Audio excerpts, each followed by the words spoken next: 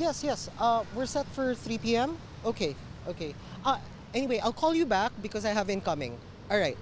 Okay, thank you, thank you. I'm a reporter. Of course we have no time. I'm always on the phone. Of course, narinig nyo na ang trend na ito sa TikTok. I'm a call center agent. Of course, lagi akong nakukulan ng boses. DL, walang boses na yan. We are public school teachers, of course. We never get angry with our students. Hoy, pagmasulit na! At kung usap-usapan siya ng mga netizen, of course, malamang sa alamang, maririnig din siya sa kalsada. Ay, ma-chef, of course, kaya kong lutuin ng lahat. Pati mga mahirap i-pronounce, tulad ng bolognese. Ay, spaghetti na lang. I'm a waitress. Of course, sanay ako maghintay. Kahit hindi na siya darating. I'm a restaurant owner. Of course, nag-uutos lang ako. Sir, magwalis ka na. Ay, magwawalis pa pala ako. I'm a gamer and of course, lagi akong puyat. I'm a researcher, of course.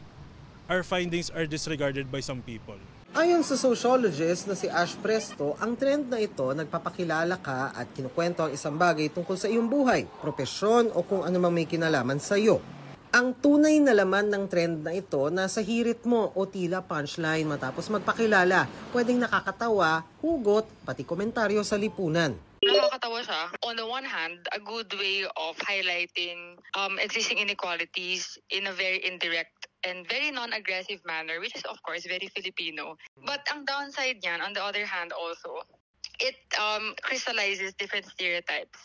It also, of course, normalizes existing power dynamics. Hindi malinaw paano magta-transform ang trend na ito sa mga susunod na araw o linggo, pero kung may usok, may apoy. Of course, may pwedeng pag-usapan. I think it's really still very important na at the end of the day, after you present the video, merong kasamang questioning or may kasamang sense-making yung video mo. Para sa GMA Integrated News, I'm Dano Tingkungko.